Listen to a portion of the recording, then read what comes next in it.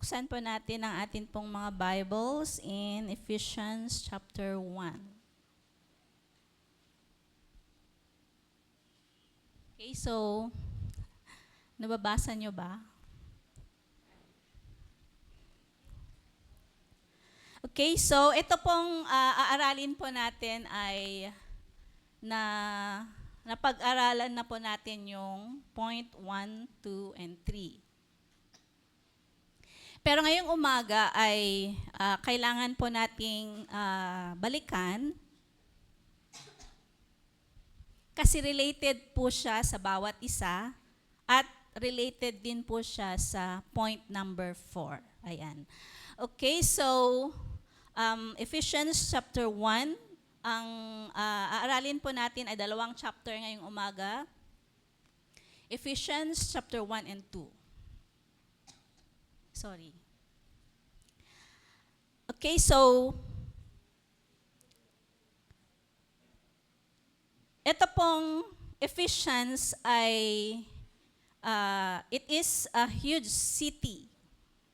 So ang Ephesus ay napakalaking city na ito po ang center of worship ng most of the Greek and Roman gods. Okay, so imaginein po natin ang Ephesus po ay napakalaking city. Okay, ito po yung sentro ng worship ng Greek and Roman gods. Sa Ephesus, si Paul po ay very active na missionary doon. Okay? So, ang Ephesus, napakalaking lugar. It is the center of worship of the Greek,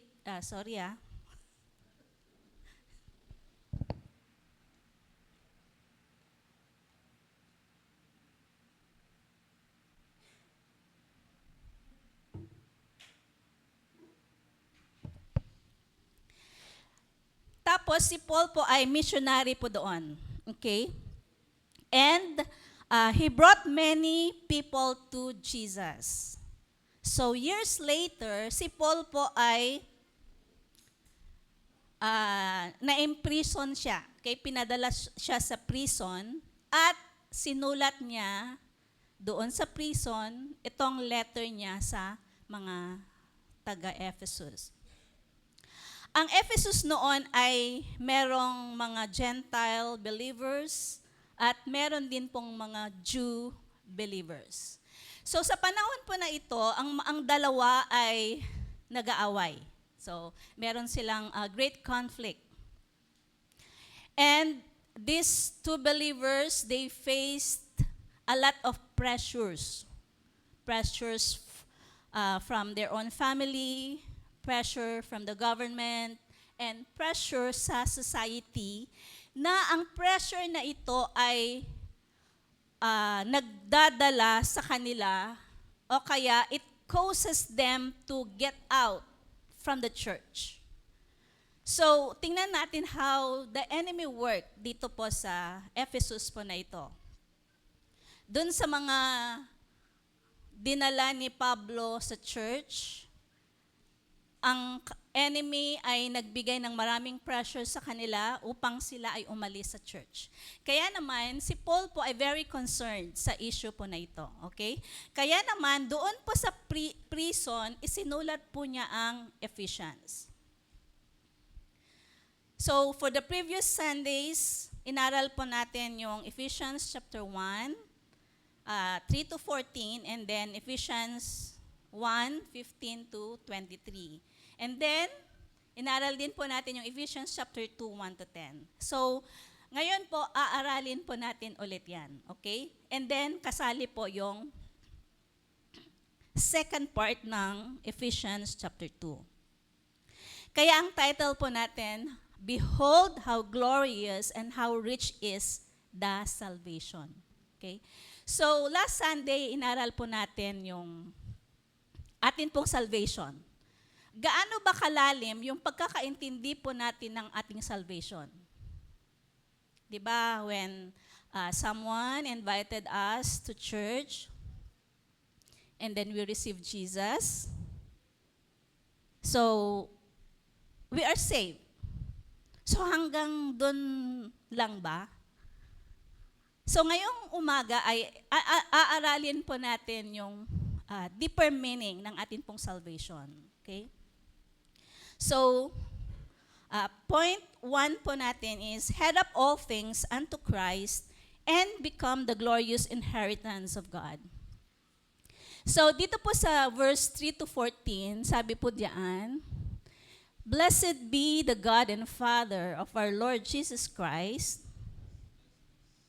who has blessed us with every spiritual blessing in the heavenly places in Christ, just as He chose us in Him before the foundation of the world, that we should be holy and without blame before Him in love, having predestined us to adoption as sons by Jesus Christ to Himself, according to the good pleasure of His will, to the praise of the glory of His grace, by which He made us accepted in the Beloved. Pwede po bang basahin po natin lahat yung verse 7? Nababasa po ba natin? Okay, ready, go.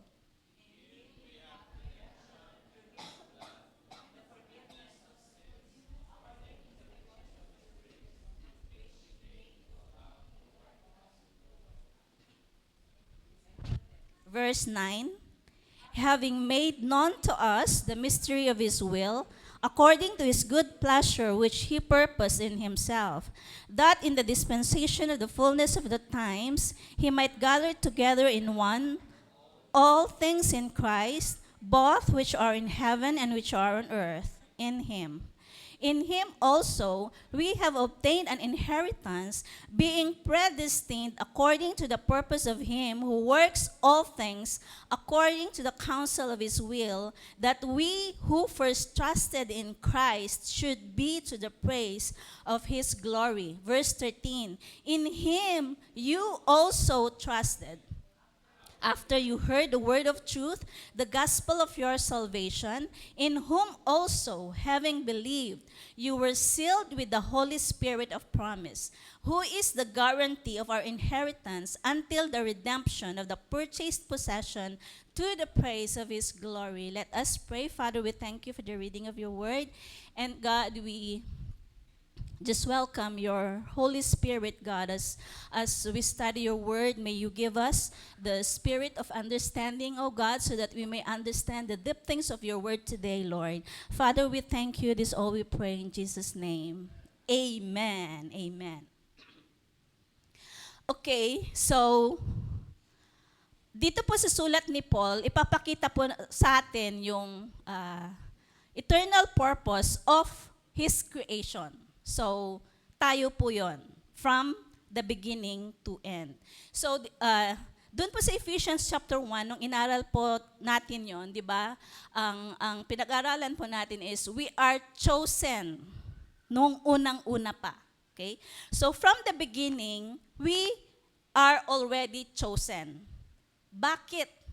To be adopted as sons to the glory of His grace.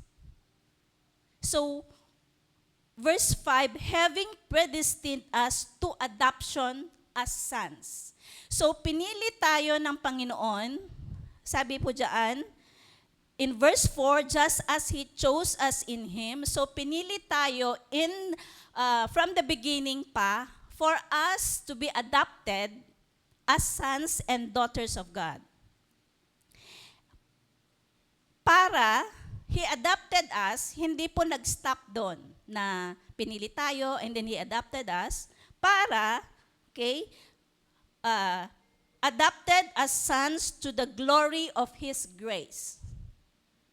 The grace that He had given us is glorious. So, as we continue, dito makikita po natin na the grace na sinasabi ng Ephesians chapter 2 verse 8 that we are saved by grace. So, we need to truly understand the deeper meaning of the grace of God and the kindness of God. And na ito po yung rason kung bakit tayo nandito ngayon, kung bakit tayo na-save. Okay? So, we are chosen, and then we are adopted, to the glory of His grace, the grace that He had given us ay glorious, and that this grace carries His glory. Ano pong purpose ng Panginoon? Bakit pinili niya tayo? For us to be adopted at para mapapurihan ang atin pong Panginoon. Okay? So yun po yung sinasabi po niya dyan sa verse, sabi dito sa verse 6, to the praise of the glory of His grace, by which He made us accepted in the Beloved. So, to the praise of the glory of His grace that made us sons and daughters of God. Para po, mapapurihan po ang Panginoon. Okay? So, yun po yung purpose niya kung bakit niya tayo pinili from the beginning, and He adopted us as sons and daughters to the glory of His grace. To the glory of His grace. Because it is by grace that we are saved. It is by grace that we are saved. And verse 7, in Him we have redemption through His blood. So He redeemed us dahil sa pagkamatay ni Jesus sa krus. So He redeemed us. And the forgiveness of sins according to the riches of His grace. So yung sinasabi po doon sa we are saved by grace, itong grace po na ito ay parang hindi natin, parang no words to describe. Ito pong grace na ibinigay ng Panginoon sa atin. So could you imagine a sinner na grabe yung kanyang pagkakasala ay na-save? So parang hindi mo ma-explain. So parang hindi mo maintindihan yung grace ng Panginoon. So ito yung sinasabi ni Paul sa mga taga-Ephesus, that Jesus was died at the cross for us to be redeemed and for our sins to be forgiven. Kaya naman, no reason para sa atin na magkaroon ng guilt sa mga kasalanan na nagawa natin. So we need to understand, nasa pagkamatay ni Jesus sa krus, dahil sa kanyang dugo, tayo po ay na-redeem at napatawad na yung ating mga kasalanan. Amen? Napatawad na. So if we commit sin, sabi ng 1 John 1:9, we have to nag-confess tayo sa Panginoon. Pinatawad na niya tayo. Kaya wag na nating babalikan na magkasala ka, ginawa mo to, ginawa mo ito. So ito yung sinasabi ni Pablo na because of the blood of Jesus, we are being redeemed and we are being forgiven. So this is the riches of His grace. So ito yung grace na ibinigay sa atin ng Panginoon. And then, bakit? Anong purpose? Ano yung grace na sinasabi dito? Verse 8. What is this grace? To abound toward us in all wisdom and prudence. So this is the grace of God. Para magkaroon tayo ng wisdom and prudence. Verse 9, having made known to us the mystery of His will. Para sasabihin niya sa atin yung mystery ng kanyang will. Sasabihin sa atin ng Panginoon yung kanyang secret. Tingnan nga natin yung katabi natin. Pwede bang tanungin natin siya, pwede mo bang sabihin sa akin yung secret mo? Ano bang mystery meron ka? 'Di ba? Pero ang Panginoon, He wants to reveal to us the mystery of His will. So this is the grace na sinasabi doon sa Ephesians 2 na we are saved by grace. So ito yung grace na sinasabi ni Pablo na ito yung dahilan kung bakit tayo na-save at bakit napatawad tayo sa lahat ng ating mga kasalanan. So verse 9, having made known to us the mystery of his will, according to his good pleasure, which he purposed in himself.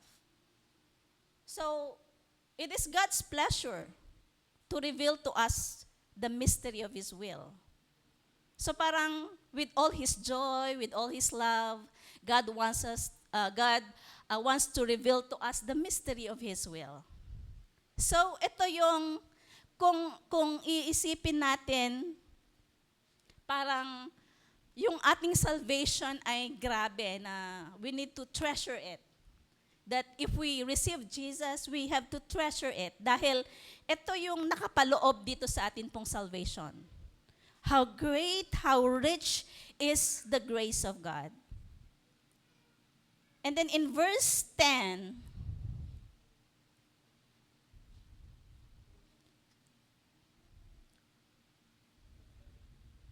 that in the dispensation of the fullness of the times, when the time comes, so ito po yung sinasabi ni Pablo, sa pagdating ng panahon, when the time comes, we know the mystery of his will, and we will rise up to head up all things to Christ. So that in the dispensation of the fullness of the times, he might gather together in one.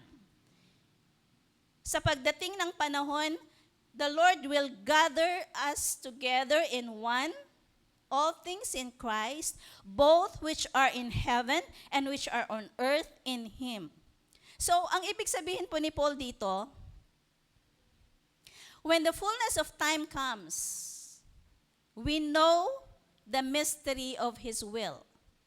Kapag ka naintindihan na natin, nalaman na natin yung mystery ng will ng Panginoon, then we will rise up and head up all things to Christ. And we pray that the Holy Spirit will open the eyes of our heart today para maintindihan po natin yung mystery ng will ng Panginoon. So that we as Christians, when we receive Jesus as our personal Lord and Savior, na hindi tayo mananatili sa kung saan tayo, hindi tayo mananatili doon sa buhay na meron tayo, kundi the Lord Jesus raised us up.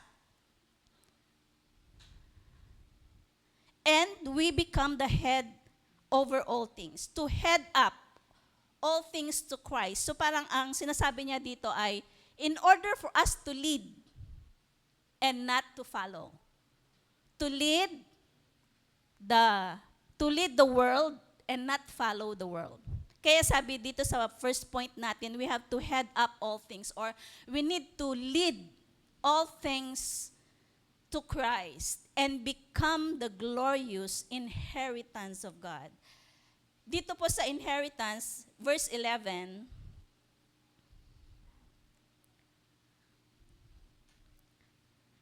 before we go doon po sa verse 11, so ano po ba yung mystery of his will na sinasabi po dito? First is, ito po yung mystery of the will of God. He chose us in Christ Jesus. So ito po yung mystery ng will ng Panginoon. Pinili niya tayo, okay? Sa dinami-dami ng tao dito sa Tugigaraw. Bakit tayo nandito ngayon? And we are hearing the word of God. So God had chosen us.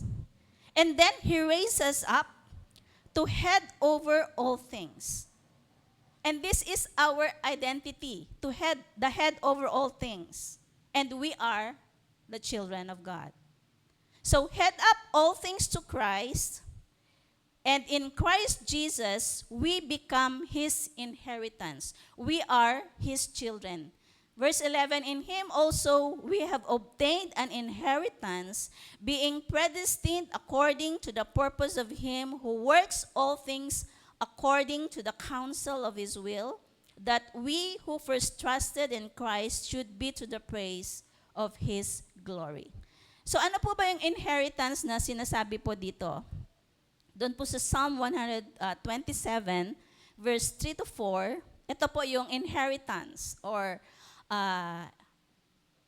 in other translation, dito sa New King James, ang sinasabi dito ay heritage. Okay? So, Psalm 127 verse 3 to 4, "Behold, children are a heritage from the Lord." So, nung pinili tayo ng Panginoon, we are adopted as sons, and so we are His children. Do you agree with me? We are His children. Okay? So, dito po sa Psalm 127, sabi niya, ano po ba yung mga anak? Okay? "Behold, children are a heritage from the Lord. The fruit of the womb is a reward, like arrows in the hand of a warrior, so are the children of one's youth. So happy is the man who has his quiver full of them. They shall not be ashamed, but shall speak with their enemies in the gate." So ano po bang ibig sabihin na we are God's inheritance? So we are God's children. Tayo po yung arrows. Okay, di ba inaral po natin ito noon? We are arrows. You are an arrow. We are arrows in God's hands na kapag ginamit niya ito sa kaaway, hindi siya mapapahiya. So anong ibig niya sabihin doon?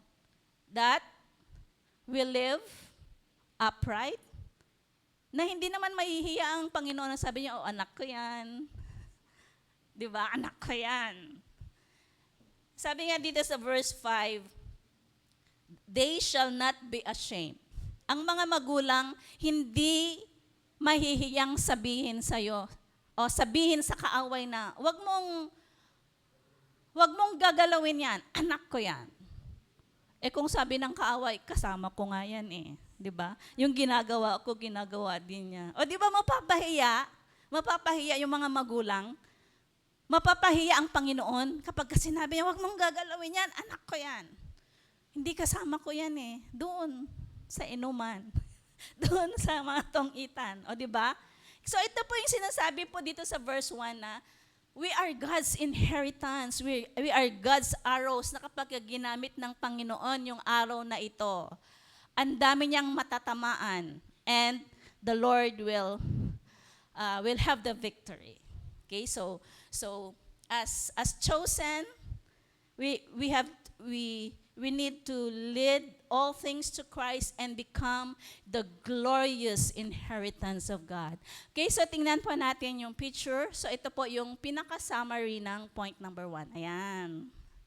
Okay, so we are God's arrows. May maliit, may malaki, may mataba, may... So, it doesn't matter as long as very sharp na arrow ka. Na hindi mahihiya ang Panginoon na gamitin ka to fight with the enemy. At yung daw po doon, it's not by our might nor by our power, but by the Spirit of God. Okay, so point number 2, surely know God's calling and become the head over all things in Christ. Okay, so dito po, sabi niya, therefore, I also. So nagpatuloy po si Pablo sa pagsusulat. Nung nalaman niya yung sitwasyon ng mga Jew and Gentile believers, nanalangin siya. So this is the prayer of Paul. Therefore, I also, after I heard of your faith in the Lord Jesus and your love for all the saints, do not cease to give thanks to you, making mention of you in my prayers. Verse 17, that the God of our Lord Jesus Christ. So sino po yung tinutukoy po niya dyan? It is our God the Father. The Father of glory. The Father of glory may give to you the spirit of wisdom and revelation. So ito po yung prayer ni Paul sa mga taga-Ephesus, that God the Father of glory, may give the Jew and the Gentile believers the spirit of wisdom. At sinasabi din po niya sa atin to. Okay? So that the Father of glory may give us the spirit of wisdom and revelation in the knowledge of Him. Verse 18, that the eyes of our understanding may be enlightened. Ito pong calling po na ito, yung sinasabi dito sa point 2 na God's calling ay may tatlong part. Ang una po ay nandyan sa verse 18, that the eyes of your understanding being enlightened, that first, you may know what is the hope of His calling. Na maintindihan natin at malaman natin, saan ba tayo tinawag? Sa music, sa dance, sa pag-solwin, ano pa ba? Some called prophets, apostles, pastors, teachers, evangelists. Saan po tayo doon? That you may know what is the hope of His calling. And then, pangalawa, what are the riches of the glory of His inheritance in the saints? And then, pangatlo, verse 19, the exceeding greatness of His power. Okay, so, ang calling po ay may tatlong part. First is, we have to know our calling. And then, we have to know God's inheritance. And then, we have to know His power.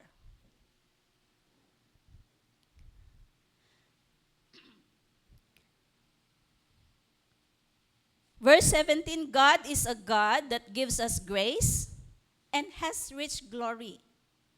The Father gave us Jesus, who is our salvation. Diba? Si Jesus ay nagkatawang tao, namatay siya sa krus for you and me to be saved. It is God the Father who gave His Son, Jesus. His grace is full of glory.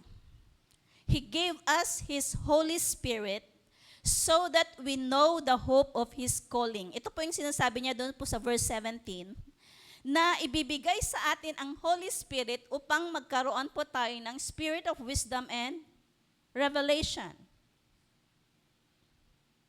So that, okay, so pansinin po natin yan. First na ibinigay sa atin ng Panginoon, it's the Holy Spirit. So when we receive Jesus as our personal Lord and Savior, He has given us His Spirit so that we may know the hope of His calling, and everyone has the calling. Ito yung sinasabi ko kanina, yung mga fivefold ministry. So ang bawat isa ay may kanya-kanyang calling. So the calling has the hope. So yun po yung sinasabi ni Paul na, no, we have to know our calling. And then, we are His inheritance. Yung sinasabi ko kanina, we are God's arrows. We are His children. He called us to be His inheritance, to head up all things. Pinili niya tayo para tayo po ay mag-lead.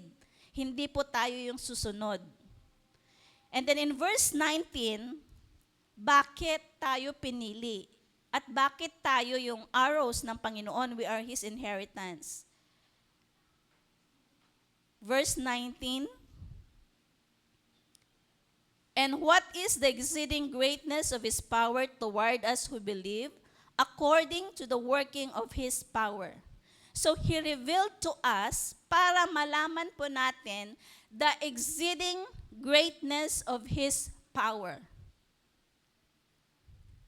Nasusundan po ba natin? So He called us in the beginning.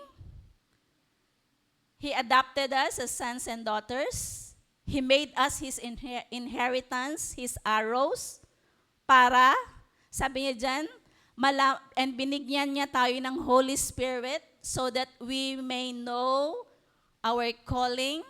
And then, verse 19, upang makita po natin yung exceeding greatness of His power toward us who believe, according to the working of His mighty power. Para maintindihan po natin yung power na meron ng ating Panginoon. At ito pong power po na ito din po yung ginamit niya when He raised Him from the dead.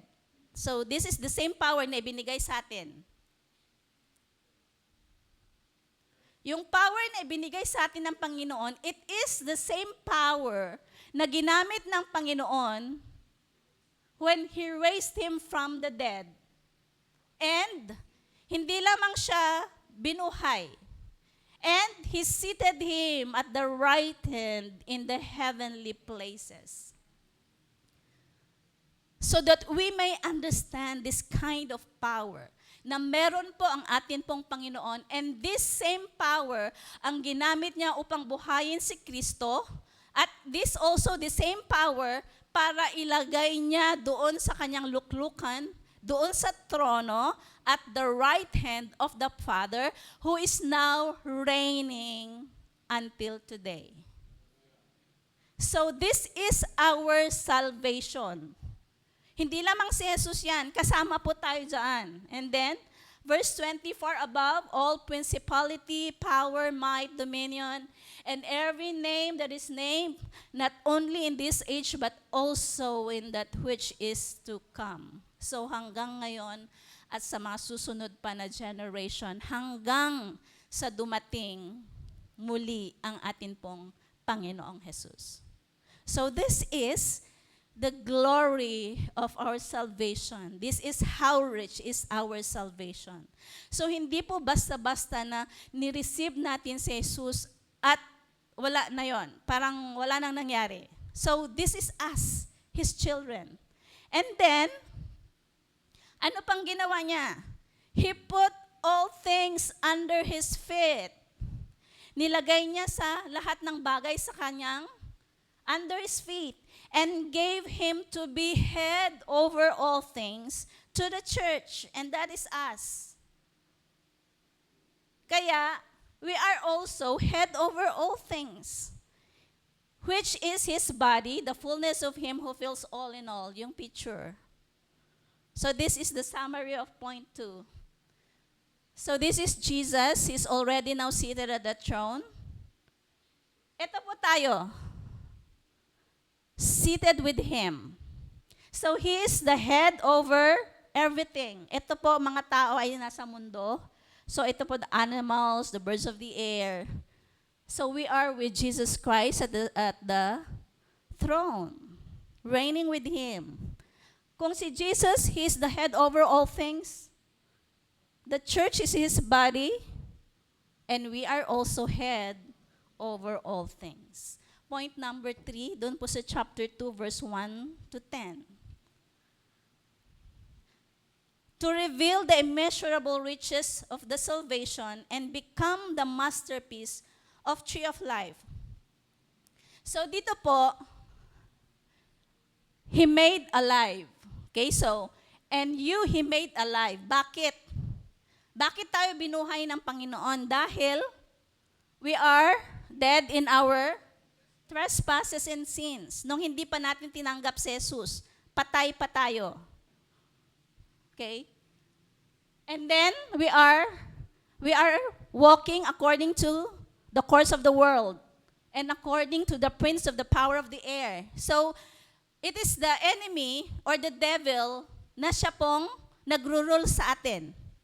So, ibig sabihin, we are spiritually dead. And then ano pa? The spirit who works in the sons of disobedience. Kaya nga yung mga iba, di ba? Matigas ang ulo, hindi sila sumusunod. Because they are still in the world. They are still dead. And then among whom also we all once conducted ourselves in the lust of our flesh. Kaya ang bilis lang na gawin kung ano yung gusto ng ating katawan. Because we are still dead.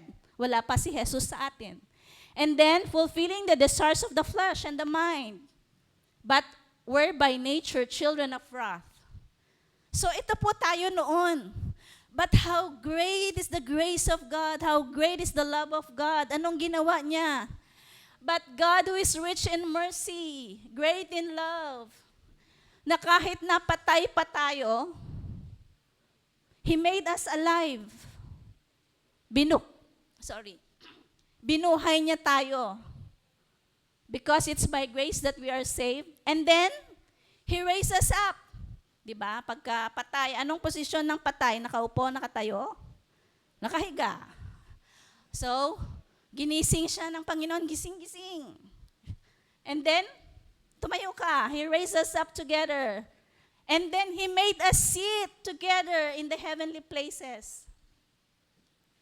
That in the ages to come, He will show the exceeding riches of His grace and His kindness toward us in Christ Jesus. For by grace we are saved, not by our works, so that no one will boast. And then verse 9, verse 10, for we are His workmanship, we are His masterpiece, created in Christ Jesus for good works. Ano pong ibig sabihin yan? We are created to do good works. So yun po yung very short na ibig sabihin po niyan. Na-create tayo para gumawa ng tama. Hindi yung na-create tayo para gawin kung ano yung gusto natin, kung ano yung mali. So we are created to do good works. And so, all of this, He made us alive, He raised us up, and made us sit. It's all by the grace of God. It's all by the grace of God. So, ang gusto ko pong makita po natin dyan ay, pwede ba yung picture na? Ayan. So, we are the tree of life. Nung tayo po ay, pag sinasabi po nating workmanship or masterpiece, ayan, binubuo tayo ng Panginoon, parang yung clay, na kapag ka may pangit, ayusin niya na naman, tatanggalin niya yung hindi maganda, yung sobra. So we are His workmanship. We are His masterpiece. Hanggang sa maging tree of life tayo. Okay, so we are the tree of life. Ano po bang sabi ng Psalm 1:3? He shall be like a tree planted by the rivers of water, that brings forth its fruit in its season, whose leaf also shall not wither, and whatever he does shall prosper. So, dun nga sa verse. So, ito po yung tree of life, and this symbolizes the Holy Spirit. Okay. Doon po sa verse kanina, so gusto ko pong makita po natin dyan na ang patay ay hindi siya nanatiling nakahiga, na nagkukumahog sa pagtrabaho na nakaupo, makapagtrabaho ba tayo pag nakaupo? O kaya may magawa ba tayo pag tayo ay nakaupo? So we need to understand that we are being raised up. So ibig sabihin, wag nang manatili na mag-work for us to live, dahil the Lord had already raised us up together with Christ. So, ibig sabihin, we have to allow God to move. We have to allow God to do miracles kung ano mang issue ang meron po tayo. And let us put it into our heart and minds that we are already seated at the right hand of the Father. Kaya naman, we have to act as the head over all things. And then last point. Nasa last point na tayo.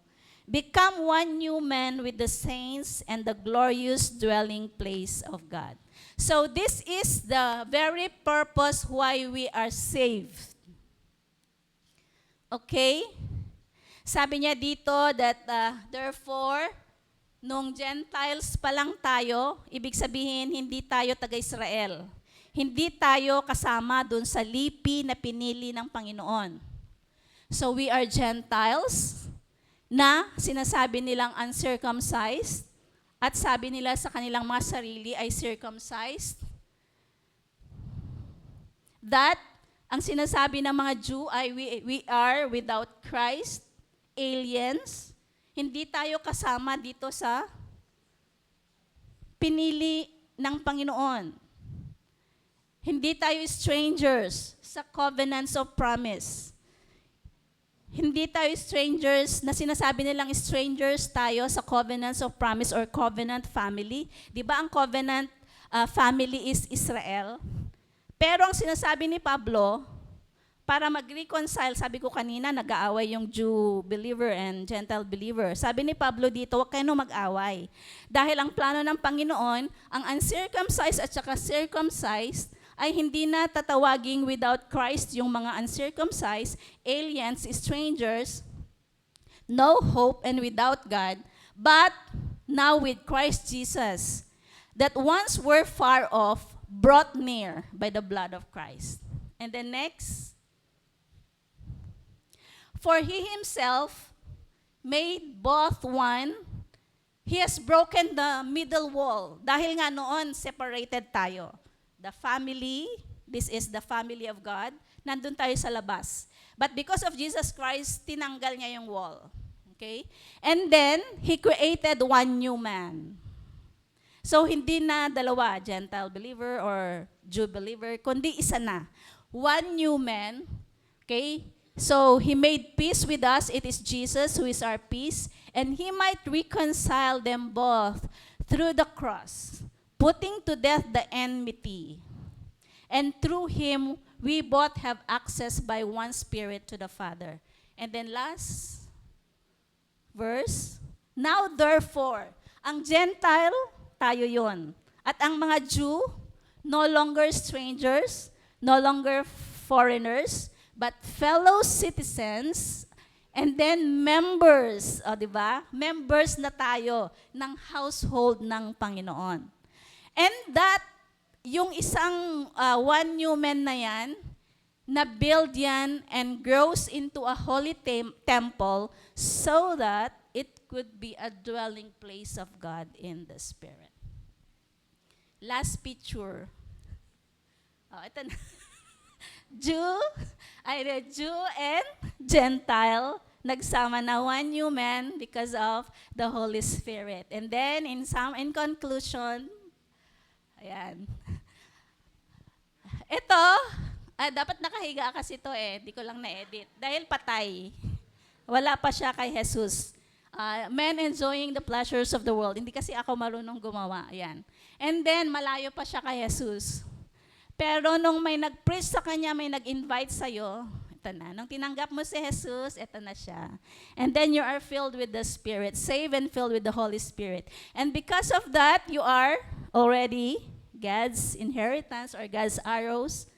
Head over all things, tree of life planted in the river, na sino man yung mga nasa palibot mo, may problema man sila, pwede mo silang tulungan.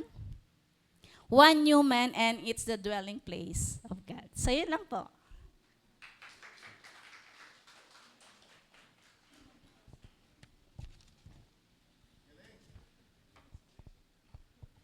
Teacher. Palakpakan nga po natin ang Panginoon. Are we all blessed? God is so good. Alam niya, kapatid, napakagandang papakinggan. If only we know the truth of the Word of God about yourself, hindi mo kinakailangang mag-self-pity. Hindi mo kinakailangang mag-overwork kung alam mo lang kung ano po ba ang plano ng Panginoon. Can I hear amen? Verse, yung nang nilabas ninyo, first, point 1, yung verses. Yan. Okay.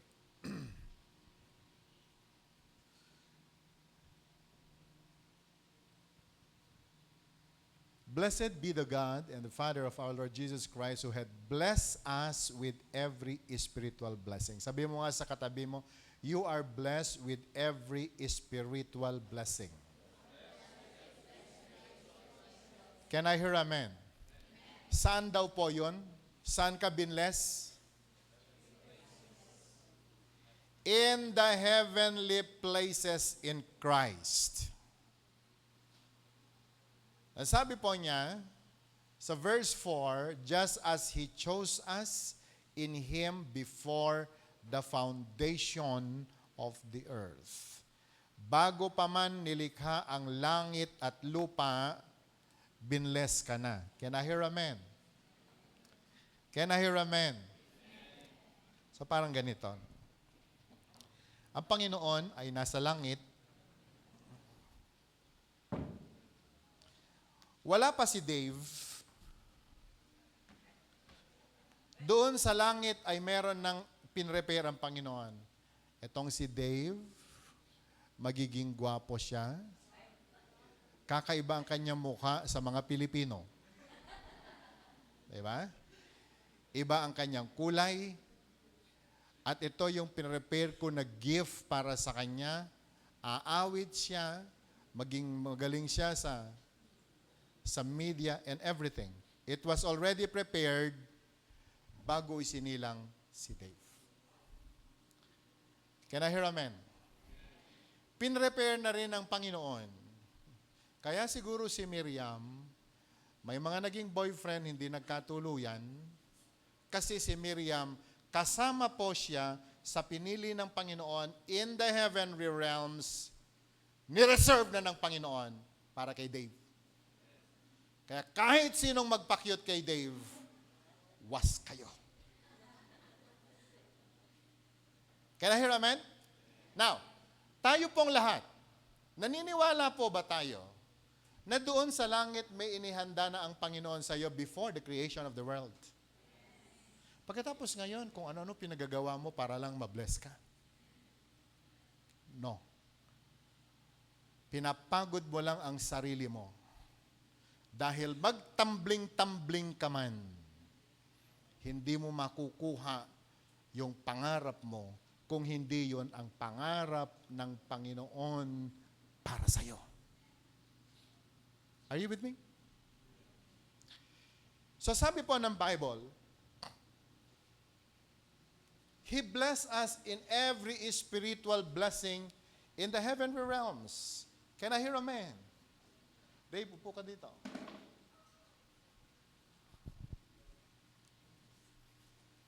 Dali mo yung upuan mo.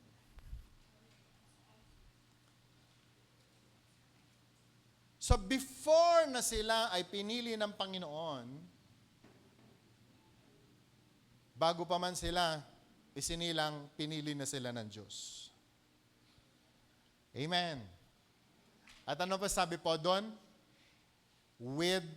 He blessed us with every spiritual blessing. Dave, binless ka ng Panginoon with every blessing. Amen. Do it. At lahat sila, they are all blessed. They are all blessed with every spiritual blessing. Sabi nga ba natin, every spiritual blessing. Ilang isa yan? Marami. Kaya hindi ka lang mga awit. May ibang mga gift na ipinagkaloob sa iyo dahil sa pasimula pa lamang, sa langit pa lang, wala pa kayo. Wala pa nanay nyo, wala pa tatay nyo, wala pa yung mga lolo nyo, may plano pala ng Diyos sa atin. At walang po pwedeng makapagbabago nun. Kaya pilit ka mang gayahin ng kahit na sino, hindi ka nila magaya. Kasi iba ang plano ng Diyos sa iyo. Naunawaan natin? May pinagagawa nanay mo sa iyo, pero iba ang plano ng Panginoon sa iyo. Doon pa lang sa langit, inihanda na niya yan. Naintindihan natin? Kaya kahit anong gawin ng tao, magsama-sama na ang lahat ng mga mangkukulam, hindi kanila kayang baguhin, lokohin, sapagkat sa langit pa lang ay meron ng plano ang Diyos sa iyo. So sabihin mo nga sa katabi mo, may plano ang Diyos sa iyo. And then, nagkaroon nga po ng kaligtasan. He chose us in Him before the foundation of the world, that He should be holy, that we should be holy and without blame before Him in love, having predestined us adoption. Ngayon, nung tayo po ay isinilang sa mundong ibabaw, lumabas kayo. Dumating ang mga, dumiskarte kayo sa mga buhay-buhay, di ba? Kung ano nung pinagagawa natin. Meron tayong ginawa, pero pilit kang ibinabalik ng Panginoon kung saan ka dapat. Sapagkat sa pasimula pa lamang may plano na ang Panginoon sa iyo. Verse 10, pwede po ba nating makita? Sana yun?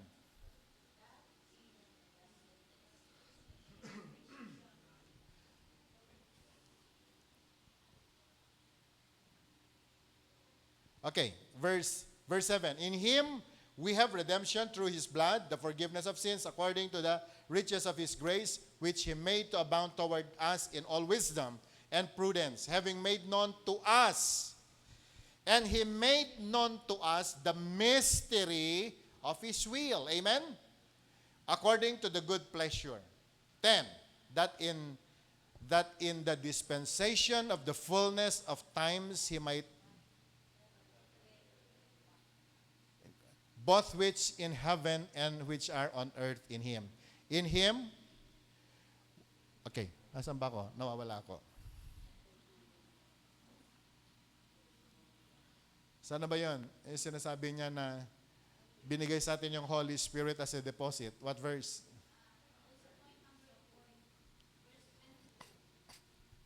Verse?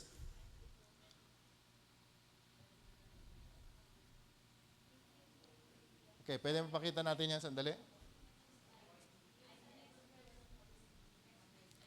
Verse 14. Sorry. Verse 14. Okay, verse 14. Who is? In Him you also trusted, verse 13, after you heard the word of truth, the gospel of your salvation, whom also, having believed, you were sealed with the Holy Spirit of promise. Nung lumabas, ito pong mga taong ito, na born again, they have their vessel. Yeah, nag-umpisa sila ng Bible study. Hindi ko alam kung paano po sila tumanggap kay Jesus. Pagkatapos pong nakilala si Jesus, alam mo, ganito ginawa ng Panginoon sa atin.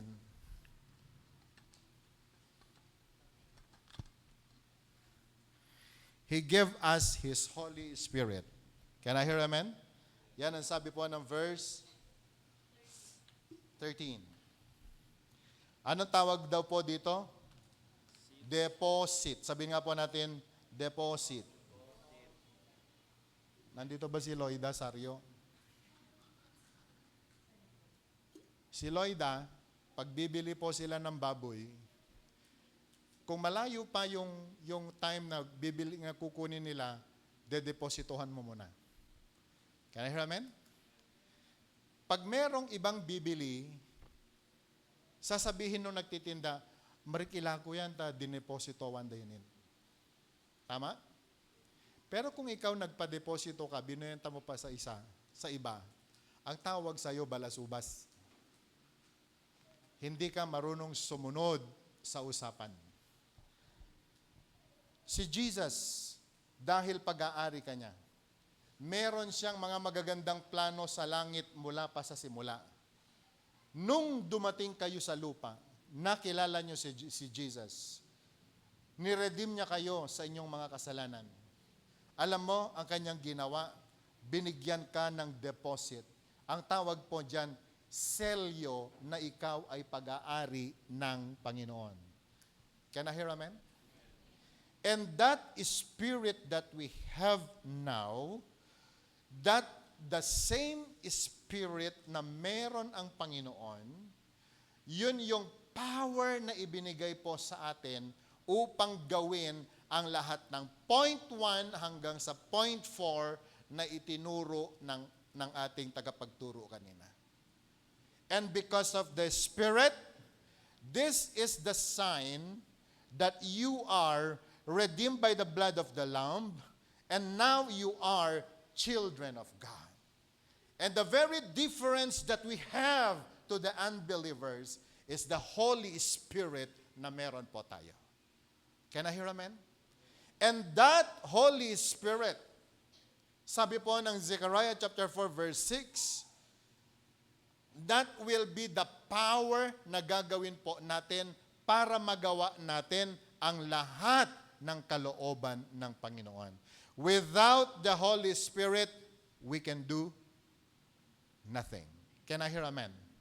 And so that Spirit na sinasabi po na nag-guarantee down payment, a sign na tayo po ay pag-aari ng Panginoon, same Spirit na nagbangon sa Panginoon mula sa kamatayan, the same Spirit na nag-akyat sa Kanya sa langit, the same Spirit na meron po tayo. So brothers and sisters today, gusto ko pong maintindihan natin, if you claim to be a born-again Christian and a child of God without the Holy Spirit, you are fooling yourself. Can I hear amen? Without the Holy Spirit, we can never say na tayo po ay tree of life. Without the Spirit of God, we can never do the perfect will ng atin pong Panginoon. And so every day, we need to discover gaano po ba kalaki yung deposit ng Panginoon sa atin para magawa natin ang kalooban ng Diyos. Church is very good. Membership sa isang church ay maganda, mabuti. But hanggat hindi mo naintindihan kung anong power ng Holy Spirit, ano yung Holy Spirit na meron ka, walang saysay ang religion, walang saysay ang membership ng isang organization. Can I hear amen? Kahit pa anak ka ng pastor, if you don't have this deposit na inilagay ng Panginoon sa iyo, life will be useless. Kaya may awit po tayo nung araw, give me oil in my lamp, keep me burning. Kaya kapag medyo, alam mo yan, nagkakaroon ka ngayon ng spiritual dryness, you better check. Nasaan na yung guarantee? You may have all the gifts na po pwedeng gawin. Kaya pala sinabi ni David, take not your Holy Spirit from me. Can I hear amen? Ang ganda ng mga kinuwento ni Chris, we become head over all things. Pwede tayong maging tree of life. But without the Holy Spirit, the deposit na meron po ito. Can I hear amen? Can I hear amen? At all of us, tayo po madalas nangangarap, Lord, punuin mo ako ng Holy Spirit mo. Sana mapuno.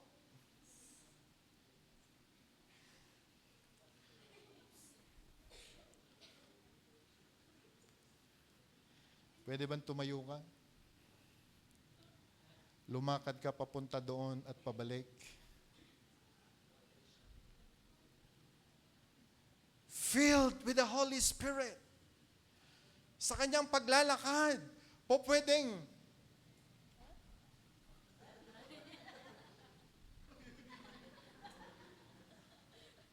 Amen? But you keep walking. Kung nakatingin ka sa baso mo, filled with the Holy Spirit, you will do not allow yourself to be distracted by anything. You will reach the throne of glory filled with the Holy Spirit because your eyes focused ka doon sa power na meron ka. Can I hear amen? Can I hear amen? Pero po yung hindi filled, lakad. Wala siyang iniingatan. So lahat pwede niyang tingnan. May mas maganda sa kanya, may mas gwapo kaysa sa kanya, pwede niyang pansinin lahat. All distractions welcome.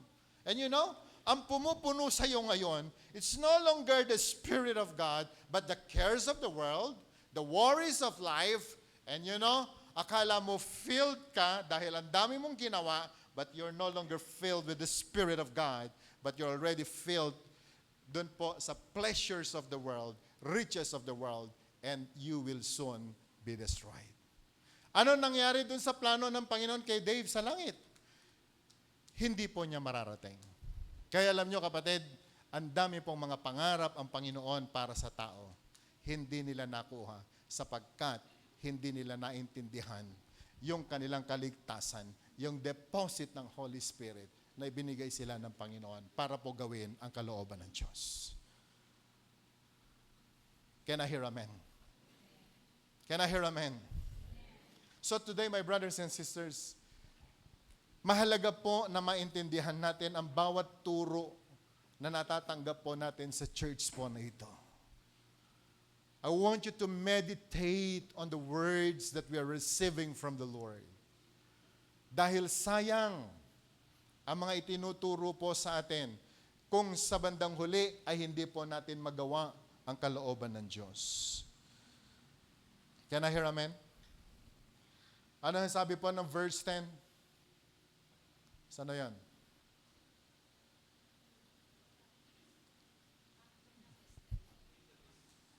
Chapter 2, verse 10.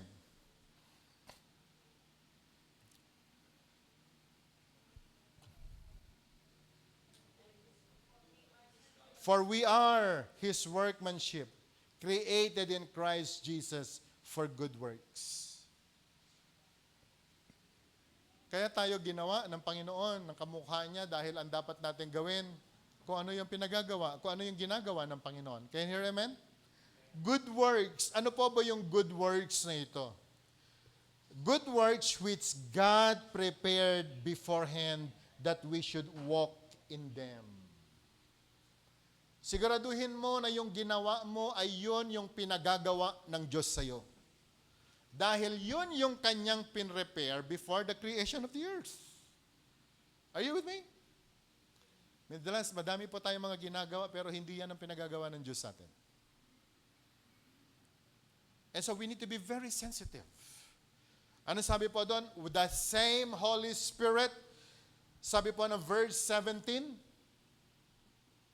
Chapter 1 yun, ano? Chapter 1, verse 17. Sana ka na. That the God of our Lord Jesus Christ, the Father of glory, may give to you the spirit of wisdom and spirit of revelation in the knowledge of Him. Hindi po totoo na hindi mo alam kung ano ang pinagagawa ng Diyos sa iyo. Alam mo yun.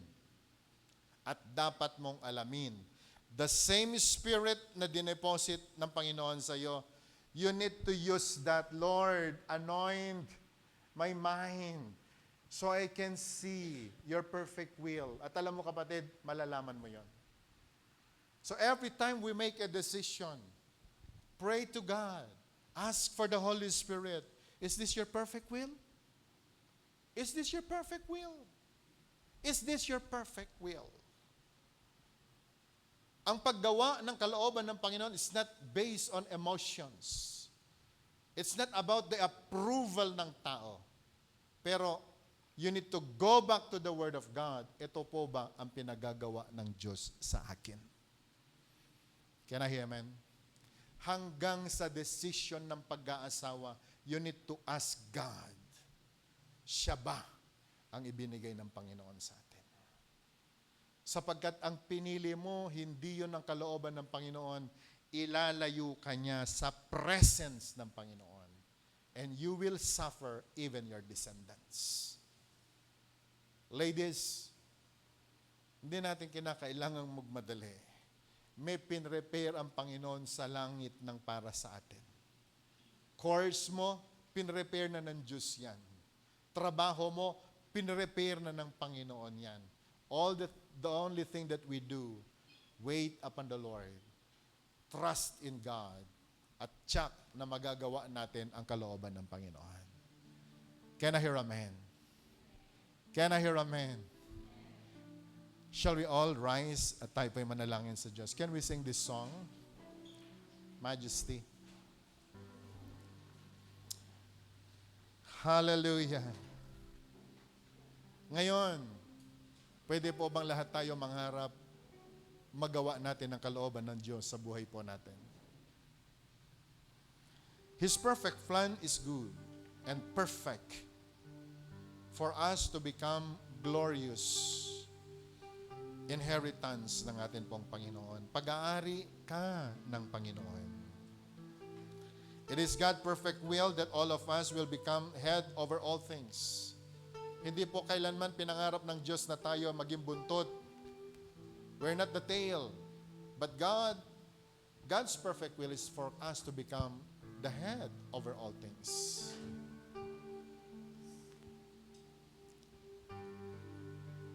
You are the masterpiece of God. Hindi kanya nilikha na kamukha ng kang sino-sino lamang, but He created us in His image. The same holiness ng Panginoon, the same holiness na nais niyang makita sa atin. In order for us to become trees of life.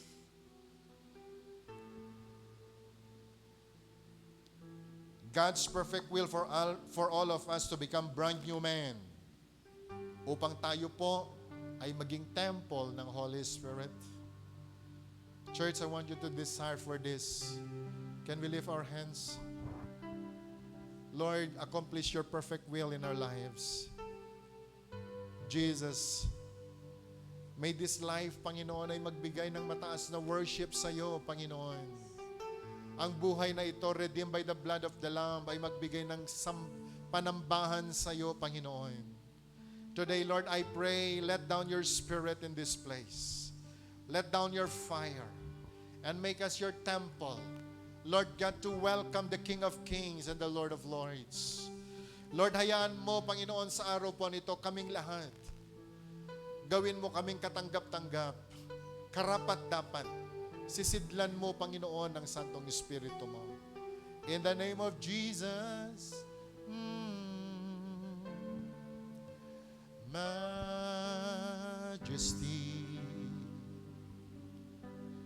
worship His majesty, and to Jesus be all glory, honor, and praise.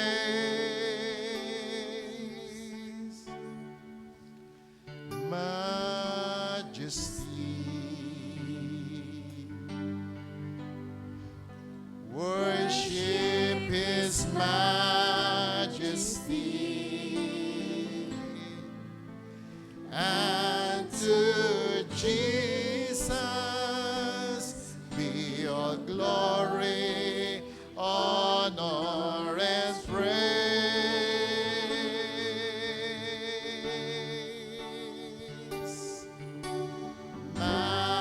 Majesty, kingdom authority, kingdom authority,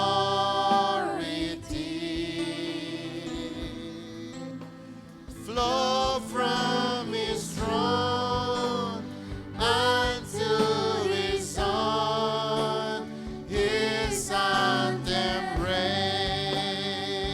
Can we lift our hands now? So exalt and so exalt, lift up your high the name of Jesus.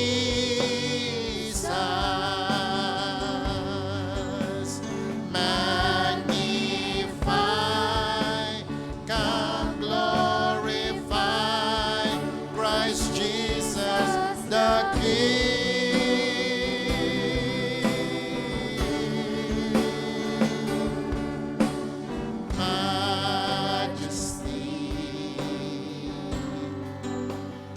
Worship His majesty, and to Jesus be all glory, honor, and praise. Worship Him now. Hallelujah. Majesty, kingdom authority, kingdom authority,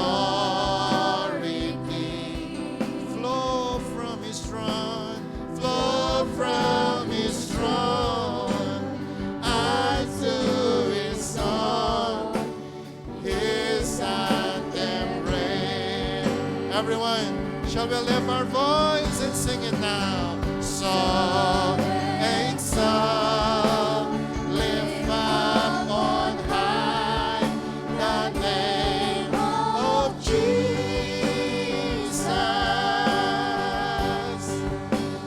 Magnify, come glorify Christ Jesus the King.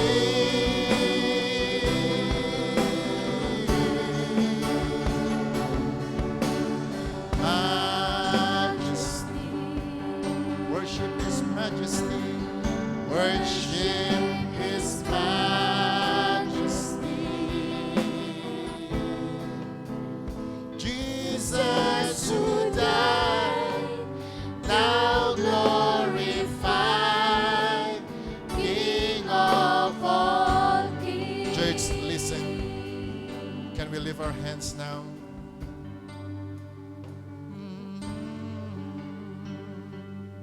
Just welcome the Holy Spirit. Marahil sa buhay po natin, we are so tired sa napakarami po nating mga activities. And then maybe some of us here were so troubled of so many things, fearful of so many things. Marami po tayong mga tanong, ano ang aking future? Ano ang aking magiging buhay? And many of us, maybe we're so confused and we do not know what to do. But now God is telling you, before the creation of the world, meron na po siyang perfect plan para sa atin. In the heavenly realms, He already prepared what is best for you. The only thing that you need to do is to believe God has a plan for you. Si David, nung siya po'y bata, ang akala niya ay siya'y maging shepherd na lamang. Napakahirap na maging shepherd. Nakikipaglaban sa lions and the bear. Ang akala niya, yun na lamang ang kanyang buhay. Hindi naintindihan ni David that he was the man after God's heart. Even his brothers, maging ang kanyang mga magulang, the whole people of Israel, hindi po nila inakala si David ang papatay kay Goliath and will become the king of Israel.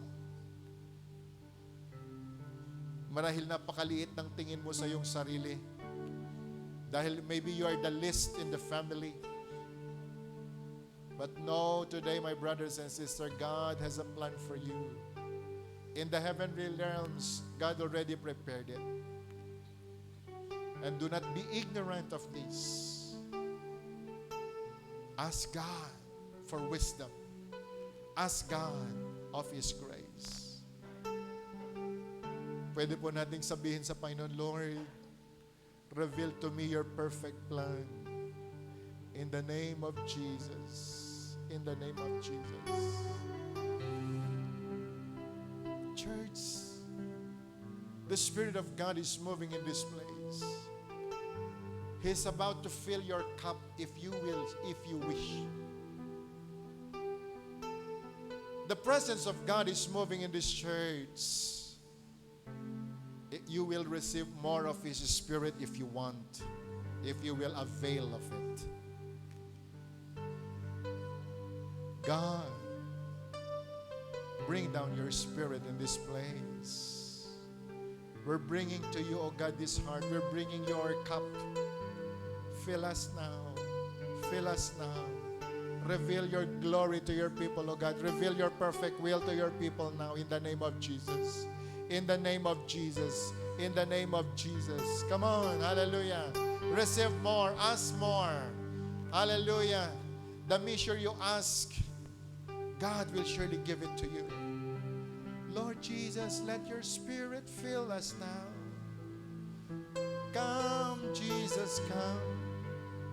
Come, Holy Spirit, come. Fill the cups of your people. Fill us now. Hallelujah. Shakura babahaya. Come on, church. Hallelujah. Ask for more. Ask for more. Ask for more. More of His power. More of His wisdom. More of His grace. More of His anointing. Lord, hallelujah. I pray, fill your people. Even those people watching on their homes, Lord God, fill them now. Touch them now. Reveal yourself to them, oh God. Hallelujah. God, give them the power to become head over all things. God, give them the power, give them the anointing, Lord, to become trees of life. Give us the power, oh God, to break through, oh God, hallelujah, in this world, in the name of Jesus. Maraming salamat, Panginoon, ang taking dalangin. Kung paano mo kami sinalyuhan sa pasimula pa lamang. Selyuhan mo, Panginoon, ang iyong mga anak na tumanggap ngayong araw po na ito. Selyuhan mo sila, Panginoon, with the seal of your Holy Spirit. Remember their names, O God, in the name of Jesus. And today, God, I know, them that bless you, you will bless them. Them that receives you, Lord God, you will fill them. Them, Lord, that open their hearts, Lord God, you will enter with the Father and you will dine with them. God, let this happen in the lives of your people. In Jesus' name. Salamat po, Panginoon. And may you, hallelujah, the word that we receive now, Panginoon, ayaw mong lumalim ito sa puso namin. Maintindihan namin. At Panginoon, magdala ito ng mapakaraming bunga sa buhay ng bawat anak na tumanggap sa iyo. At Panginoon, sa oras po nito, Lord, we also speaking blessing, O God, sa buhay ni Chris. Lord God, gamitin mo siya sa mas malawak pa na pagkakagamit. Lord God, use her, O God, the teaching ministry ng aming kapatid, Panginoon, ay mapagpala pa, Panginoon. Marating pa, marami pang mga tao in the name of Jesus. And Lord, to us na nandito ngayon, open the floodgates for your people. And God, start to pour out every need, every favor na kailangan po nila, every prayer, answer it, O God, in the name of Jesus. Maraming salamat. At sa aming pong pag-uwi, pakaingatan mo po kami, samahan mo po kami. And God, we will bring this blessing, Lord. Hallelujah. Wherever we are, sa buong isang linggo, Panginoon, I pray for breakthroughs after breakthroughs na maranasan ng iyong mga anak, Panginoon. Sa iyo ang lahat ng papuri. Sa iyo ang lahat ng pasasalamat. Sa pangalan ni Jesus, lahat po ay magsabi ng Amen. God bless you all and see you on Sunday.